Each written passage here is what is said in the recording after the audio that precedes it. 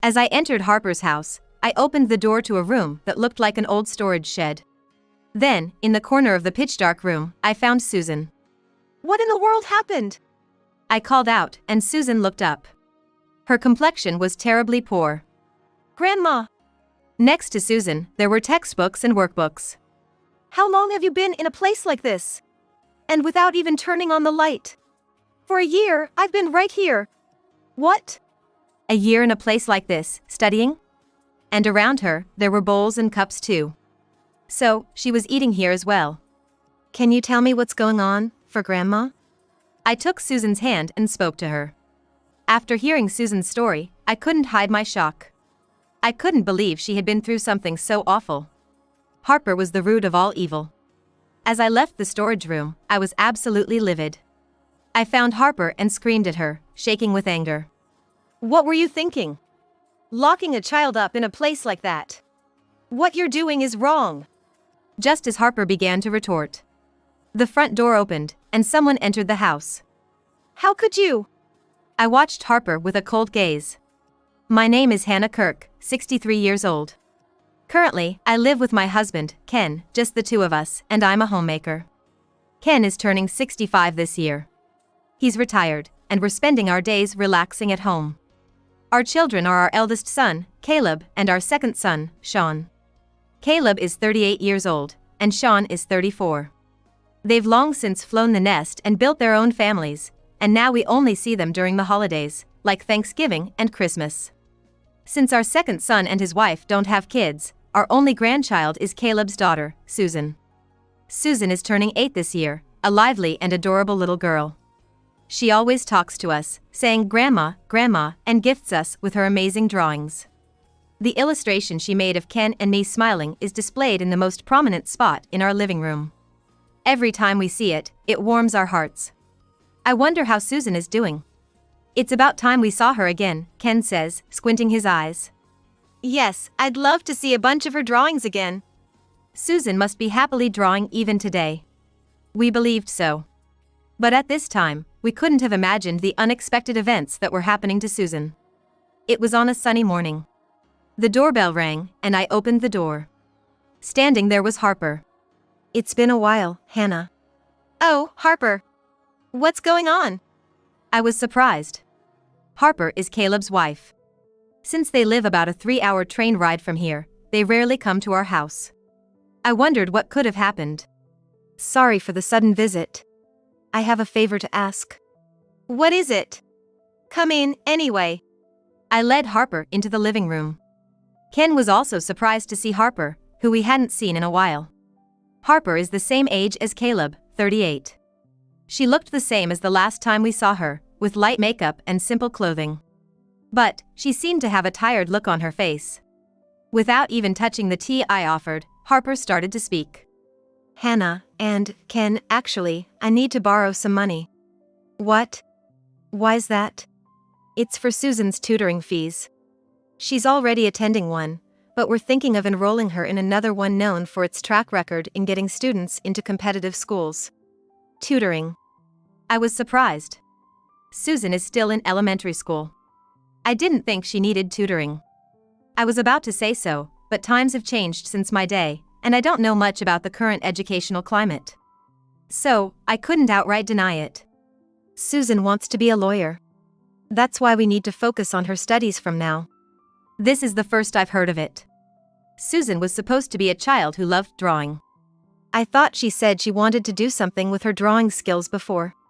I tilted my head in confusion. Then, Harper's eyes widened with intensity. How can you say that? There's no way that's true.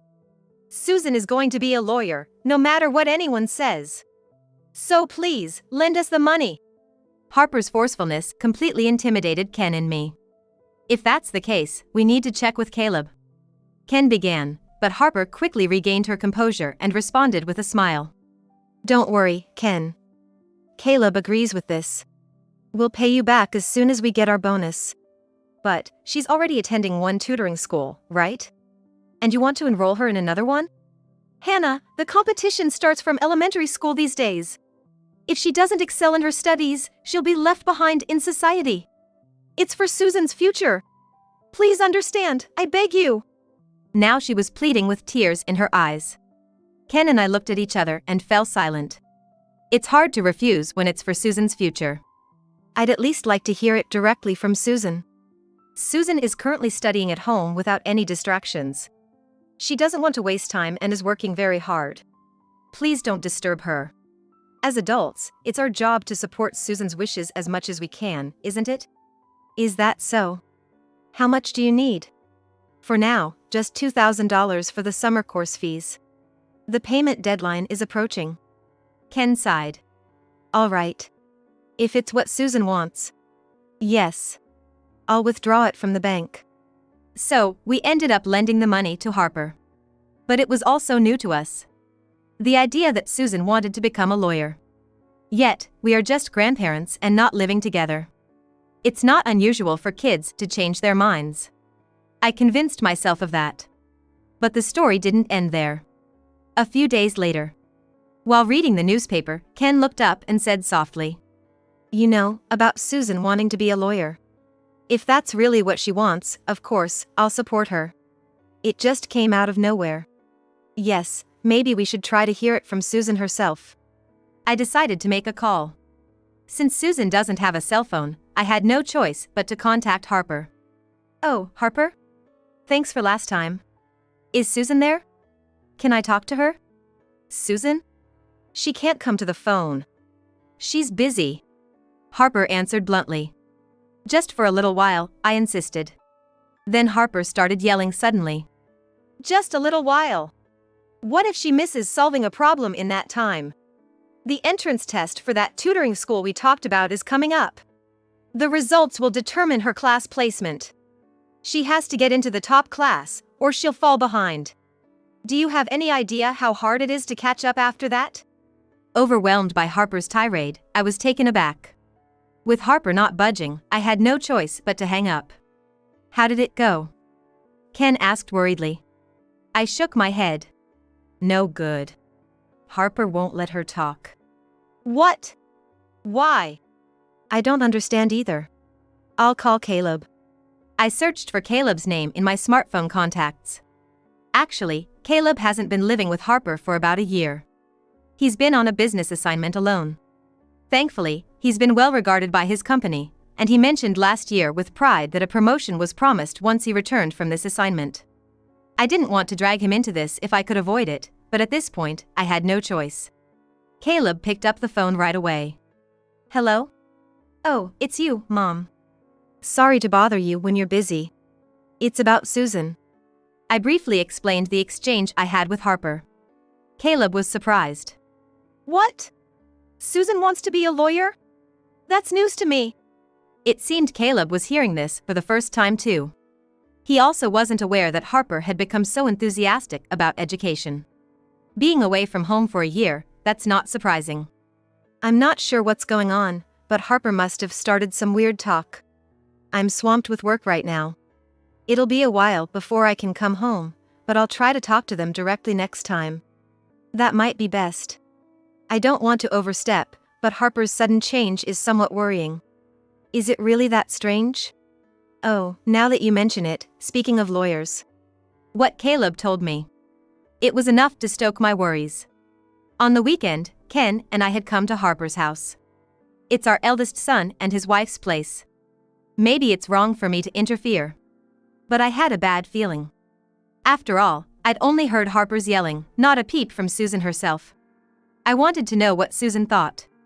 Plus, Caleb wasn't here right now. I wondered how Susan was doing, just with Harper. We rang the doorbell and introduced ourselves, and a flustered Harper answered. What's going on, Hannah, you too? Harper was clearly flustered. We were visiting a friend in the area and decided to stop by on our way back. I replied with a smile. A little white lie.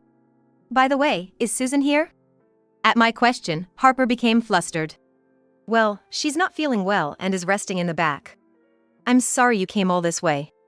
Just seeing her face for a bit would be okay. No, but I don't think she'll want to see anyone. So, maybe today is not good. Harper was adamant about not letting us see Susan, not budging an inch. Something felt off. Then, Ken suddenly exclaimed. Ow! My chronic back pain is acting up. Ken was clutching his back, crouching down in pain. Are you okay? Ken gave me a look. He was signaling an opportunity. Harper, do you know if there's a chiropractor around here? I think there might be. We left our taxi waiting over there. Could you show us the way? Sorry for the trouble. Ken forcefully asked Harper for directions and headed towards the taxi. While watching them leave, I muttered an apology. Sorry about this, Harper. And then entered the house. It was silent, with no sign of anyone around.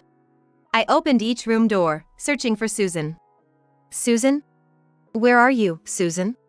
She wasn't in any of them. The only place left was an old and used storage room. With resolve, I opened the door.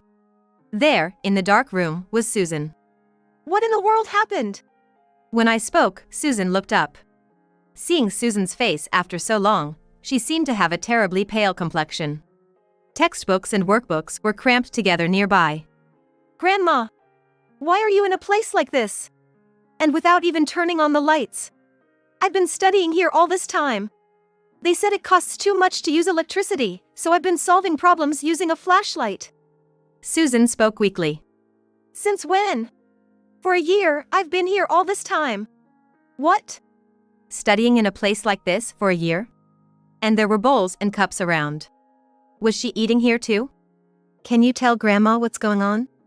I took Susan's hand and spoke to her. But... Susan hesitated. Maybe she was afraid of Harper. It's okay, Susan. Grandma is on your side. With that, Susan started to cry. And began to speak haltingly.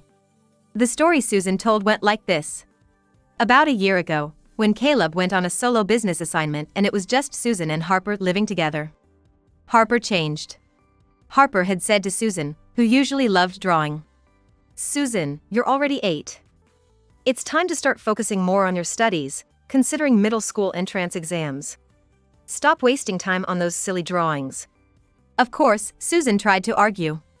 But Harper wouldn't listen. Worse yet, she tore up Susan's drawings. Listen, the drawings that won't help your future need to stop. You're going to be a lawyer. You'll be respected by everyone, and it's a job that helps people. That's good, right? Harper had said, with a smile on her face. From then on, Susan's days became hellish. She was ordered to attend tutoring classes and complete a massive amount of homework every day. Although Susan was in the 3rd grade, she was studying at a middle school level due to advanced education efforts. There was no allowance for rest. If Susan's test results were poor, Harper would become furious and berate her. Eventually, Harper said, as a punishment, you'll live in the storage room, and so Susan's meals and study sessions were held there. On top of that, if you can't answer the problems, don't sleep inside the house, she was told, and it seems she slept under the eaves sometimes. Occasionally, Caleb came home from his assignment. However, Harper would act completely normal only during those times. And she made sure to warn, you know what will happen if you tell your dad, right? Making it impossible for anyone to seek help. I was stunned by the outrageousness. Harper wasn't just enthusiastic about education. She was clearly overdoing it. I was trembling with anger. Harper said it was for Susan's future, but this couldn't possibly be for Susan's benefit. I was drawing this secretly because Mom would get mad if she found out.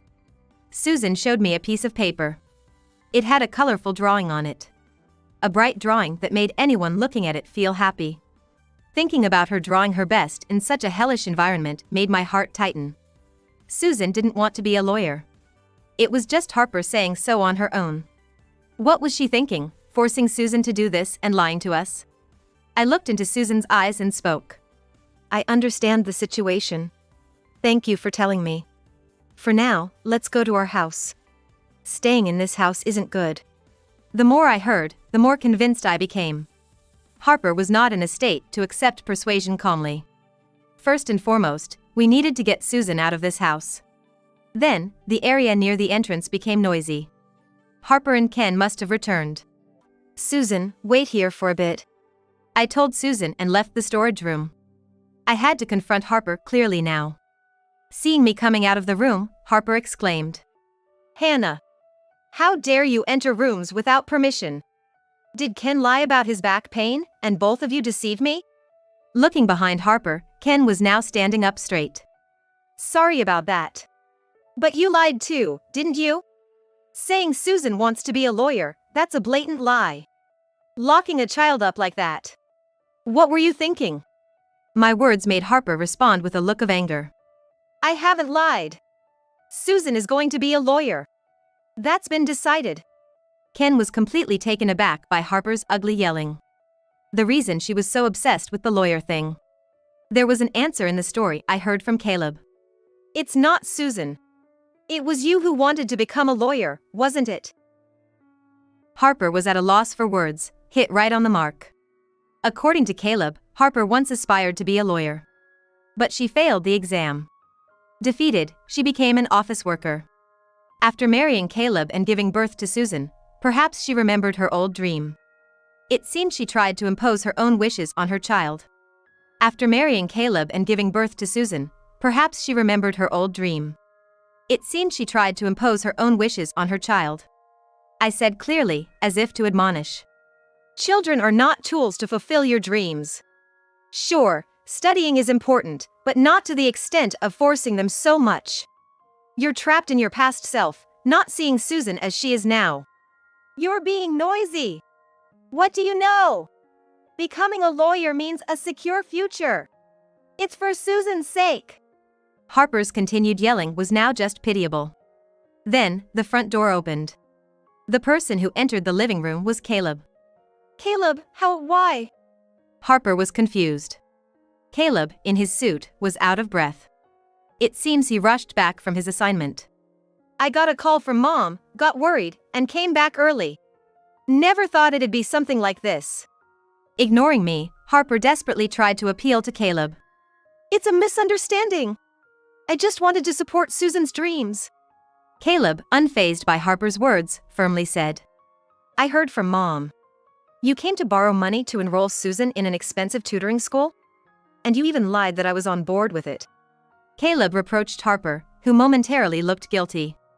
But she quickly regained her composure and began to speak. This is for her future investment, not just some debt. Harper mumbled her excuses. At that moment, Caleb picked up a document from the desk. This tutoring school? It was an application form for the tutoring school. Nearby, a brochure boasted phrases like dramatic improvement in grades and success in entering competitive schools. Despite already attending a tutoring school, Harper was planning to enroll her in another one. A glance around revealed various books on child education methods scattered about, including an application form for a dubious seminar titled How to Make Your Child a Genius. Surely it was expensive.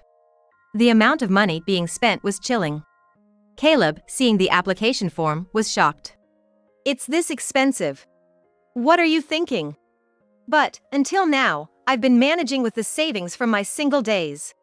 It's just that recently it wasn't enough, so I asked your parents for support. Harper quickly made an excuse. She didn't think she was in the wrong at all. Caleb sighed deeply, seemingly deciding to ignore Harper. Turning back to me, he said tiredly. There's no point in talking to Harper anymore. Where's Susan? She's in a storage room in the back. She was isolated there, supposedly as punishment for not doing well in her studies. She even has her meals there, and I heard she sleeps under the eaves.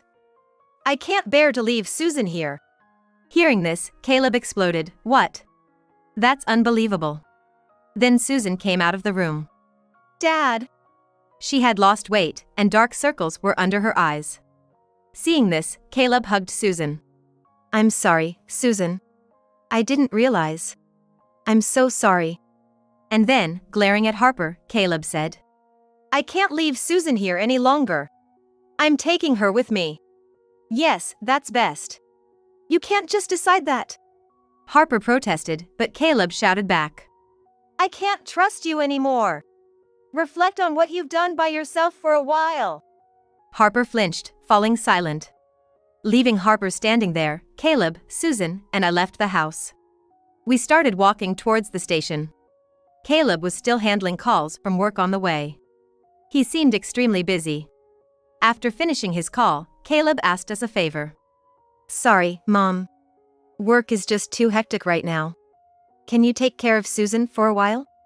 I'll figure something out once things settle down. Of course. We'll take good care of Susan, so don't worry. Are you okay, Susan? I turned to Susan. Yeah, I'm okay. Susan looked a bit anxious. Maybe Harper's influence was still affecting her. I squeezed her hand to offer some comfort. By the time we got to my parents' house, it had gotten completely dark. Susan finished her dinner and fell asleep right away. She must have been forced to do too much lately. She seemed so worn out. Poor thing. To force such a child to do all this. I couldn't help but tear up looking at Susan's sleeping face. I never imagined it would come to this. Ken also sighed deeply. Caleb left Susan in our care and went back to his assignment. He said he would try to persuade Harper, but I wondered if he could really do it. My worries were spot on. A week later, I received a call from Caleb. He had been trying to get in touch with Harper in between his busy work schedule. He repeatedly tried to convince Harper how foolish she had been and urged her to change her ways. However, Harper showed no signs of remorse. Instead, she kept saying things like, "Where did you take Susan? She's going to fall behind in her studies. There's a test coming up soon. Are you still saying that? Please, come to your senses," Caleb pleaded, but she quickly retorted. I've always been sensible. I'm the one who thinks about Susan the most. No matter how many hours they talked, they couldn't reach a resolution. Eventually, she started hanging up the phone on him. The situation is making no progress. Discussions about possibly getting a divorce and Caleb formally taking custody of Susan began to emerge. One morning, the doorbell rang, and I opened the door. Harper standing there. Harper! Harper was in her pajamas, her hair was a mess. And her eyes were wild. Hannah! Susan is here, right? Give her back to me. Harper barged in, frantically searching for Susan. What's going on? Ken was surprised by the sudden visit. Ignoring Ken, Harper rushed upstairs. Susan! Susan! I hurried after Harper, and she finally opened the door to Susan's room. Mom! Susan exclaimed in surprise upon seeing Harper. Let's go home, Susan. There's an exam coming up soon, you need to solve these problems. What are you talking about, Susan is? As I tried to intervene, Harper immediately shouted. Hannah, please be quiet. Confused by her mother's sudden appearance, Susan stood up. And said firmly. I'm not going back. How can you say that? I can't become a lawyer. I think studying is important, but I have other things I want to do in the future. Don't decide my future for me, Mom. Shocked by Susan's firm tone, Harper's face twisted in shock. I embraced Susan's shoulders. Well said, Susan. However, Harper glared at me in a rage. I get it now, you guys brainwashed Susan, didn't you? I won't forgive this. Susan is going to be a lawyer. How could she come up with such a foolish idea that we were brainwashing Susan? Harper was beyond reasoning with. I raised my voice, though I thought it was futile. I had to say this. What are you talking about? Wake up. Can't you hear your child's real voice? Susan is suffering because of your actions. You keep saying it's for the child, but you're only thinking about yourself. If you want to be a lawyer, you should make the effort yourself now. It's wrong to force that on Susan. Harper was silenced by my words, looking frustrated. But then, her eyes sharpened. And she grabbed Susan's arm as if to use force. Come on, Susan, it's time to study. No! Let me go, Mom! Harper forcefully dragged Susan out of the room. Wait! Susan resisted. In the midst of their struggle, they lost their balance. Careful! Ken shouted. But it was too late, and they tumbled down the stairs. Susan! Harper! When I called out, Susan said she was okay and got up, but Harper was motionless. Ken immediately called an ambulance. I was bewildered by the grave situation. Later, Harper was taken to the hospital by ambulance. The MRI showed no brain issues, just a temporary concussion. However, upon regaining consciousness, she seemed unable to distinguish reality, muttering terrifying words repeatedly. Susan, you need to study. Susan. This level of obsession was frightening. Then, Harper began to act violently. Suddenly crying out, mistaking nurses for Susan and yelling at them to study. Seeing her condition, the doctor said, "It seems her mental state is not well." Harper was referred to a psychiatric unit. Due to her violent outbursts and screaming, it was recommended she be hospitalized for a while. I had sensed something was off, but it seems there was indeed a problem with her mind. After admitting Harper, we contacted her parents. We asked them to come to the hospital and explained Harper's recent behavior. Her parents were pale, likely never imagining their daughter could end up like this. They promised to take good care of Harper from now on. Time passed, and Caleb told Harper he wanted a divorce. Naturally, Harper refused. However, Caleb filed for divorce, and it was eventually granted. Custody of Susan was awarded to Caleb. Later, Harper's parents called us, and we visited the hospital again. "We are so sorry for the trouble caused by her." In the hospital's lounge, Harper's mother showed her regret and handed us an envelope. "This is the money she borrowed from you for Susan's tutoring fees. She's gone for too much." It was the $2,000 we lent for Susan's tutoring. Harper's parents had covered it. I looked at them intently. They should be in their 60s, the same as us, but they looked much older. Probably aged by the ordeal. "Thank you for coming. How is Harper?" I asked casually. "Well, she's not doing well. Yelling at anyone to study or screaming you're going to be a lawyer.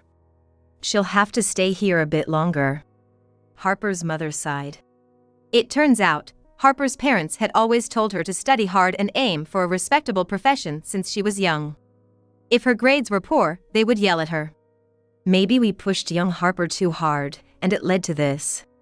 It's too late now, but we deeply regret it." Harper's mother's unexpected confession left me with mixed feelings. This was why Harper had gone mad. The negative cycle had been passed down from her parents to Harper, and then to Susan. But such things must come to an end. I declared resolutely. "Children have their own happiness. Pushing parental ideals too much can break a child's heart." Susan was in danger of going down that path. "From now on, Caleb and we will take responsibility and raise Susan in a nurturing environment." Upon hearing this, Harper's mother was in tears. Maybe she regretted how she treated young Harper. We hoped for a life where Harper, though broken, could be supported moving forward. We left the hospital with these thoughts. Afterward, Susan and Caleb began living with us. Caleb had requested a transfer. He managed to work at a branch close to our home by speaking with his boss. I worried this might affect his promotion, but Caleb reassured it was fine. "It's okay. I've been too focused on work and overlooked the discomfort between Harper and Susan. I regret that. Now, I want to pay more attention to Susan," he said with a smile. Luckily, Caleb's understanding boss allowed him to earn his promotion through merit. We were relieved. Susan had regained her brightness since then. Moving here meant she could no longer attend her old school, and I was concerned about her transferring. But Susan said it was better to transfer. At her previous home, study was prioritized over playtime with friends. It led her to become isolated. The transfer allowed her to regain her brightness, and she made many new friends. Now, she's sharing her favorite illustrations with everyone. And dreams of becoming an illustrator. Seeing Susan return to her old self filled me with joy. The future of a child can sometimes be a source of worry. Adults tend to lay tracks too much for them. But that can become mere imposition of ideals if not careful. We can only keep it in mind and quietly watch their growth. The most important thing is Susan's smile. We continue to hope for Susan to grow up healthy and happy.